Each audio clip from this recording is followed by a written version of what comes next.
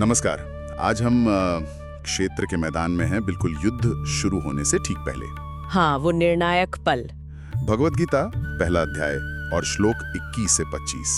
हमारे पास जो स्रोत है अर्जुन का युद्ध भूमि में द्वंद्व, वो इन्हीं क्षणों पर बात करता है।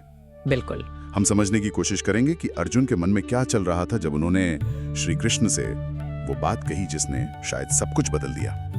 तो चलिए इस मानसिक कश्मकश की गहराइयों में उतरते हैं। हाँ, ये वो वक्त है जहाँ से इतिहास ने बहुत बड़ा मोड़ लिया और इसकी शुरुआत अर्जुन के एक बहुत ही सामान्य सी लगने वाली प्रार्थना से होती है। बिल्कुल।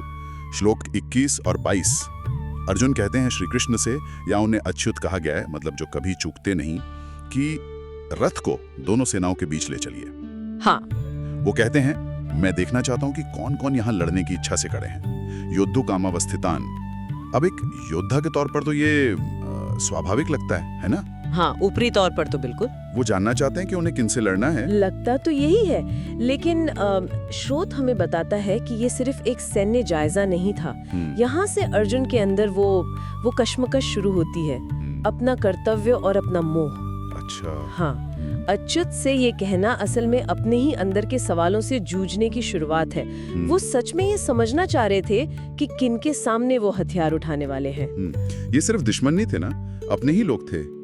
स्रोत इसे अर्जुन के धर्म संकट की पहली आहट मानता है। और ये एहसास ये तो अगले ही श्लोक 23वें में और गहरा जाता है। हाँ बिल्कुल। जब अर्जुन की नजर अपने रिश्तेदारों पर, अपने गुरुओं पर पड़ती है, तो वो कहते हैं, जिनके लिए हमें राज्य चाहिए, भोग चाहिए, सुख चाहिए, राज्यम भोगः सुखानि च, वही लोग आज यहाँ अपने प्राण और धन तक देने को तैयार हैं। प्राणास्त्यक्त्वा धनानि च। हाँ, मतलब ये कितना बड़ा भावनात्मक बोझ रहा होगा उनके लिए। बहुत ज्यादा।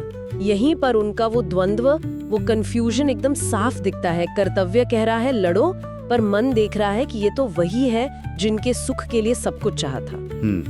ये विरोधाभास, ये उनके क्षत्रिय धर्म की जड़ों को हिला देता है। स्रोत इस पर जोर देता है कि ये सिर्फ मोह नहीं था, ये अर्जुन के लिए अपने कर्तव्य की परिभाषा पर ही सवाल था। अच्छा, परिभाषा पर ही सवाल। हाँ, मतलब जिनके लिए जीना था उन्हीं को मारने का धर्म, ये बात उनके गले नहीं उतर रही थी। ये समझना उनके लिए बहुत मुश्किल हो रहा था। आगे बढ़ते हैं। श्लोक 24 और 25 संजय बता रहे हैं धृतराष्ट्र को, अर्जुन जिन्हें यहाँ गुड़ाकेश कहा है, मतलब नींद या अज्ञान पर विजय पाने वाला। उनके कहने पर श्री कृष्ण ऋषिकेश, इंद्रियों के स्वामी, उन्होंने उस शानदार रथ को रथोत्तमम दोनों सेनाओं के बीच, ठीक भीष्म, द्रोण और बाकी सभी बड़े राजाओं सर्वेशाम च महीक्षिताम के सामने लाकर खड़ा कर दिया। यहाँ एक विडंबना सी भी लगती है ना? गुड़ाकेश जो अज्ञान से परे है, वही मोह में फंस रहा है। हाँ, ये विरोधाभास बहुत गहरा है।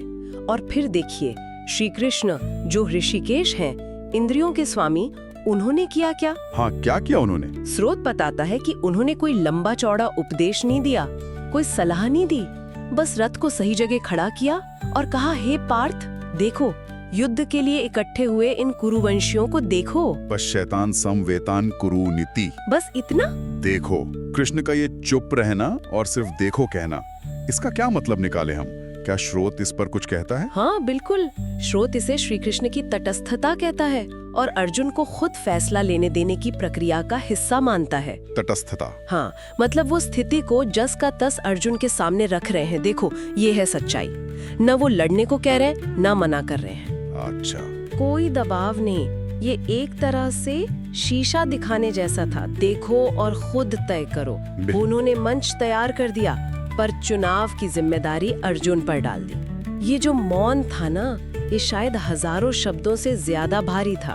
तो मतलब सार ये निकलता है कि इन कुछ श्लोकों में ही कहानी बाहरी युद्ध से हटकर अर्जुन के भीतरी युद्ध पर आ गई है। बिल्कुल सही। उनका ध्यान अब सामने खड़े योद्धाओं से हटकर अपने मन में उठ रहे सवालों पर है।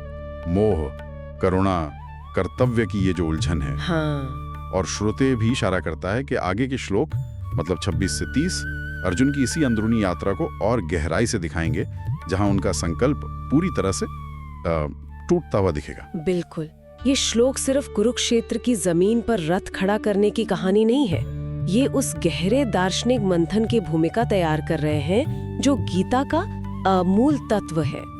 ये जो पीड़ा है ना, कि जिन्हें हम सबसे ज्यादा चाहते हैं वही शत्रु बनकर सामने खड़े हैं, इसी पीड़ा से वो ज्ञान निकलेगा जो अर्जुन को रास्ता दिखाएगा और शायद हम सबको भी। सही कहा।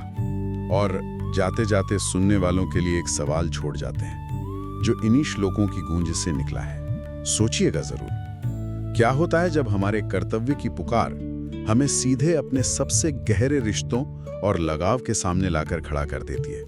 उस टकराव से कैसे निपटा जाए?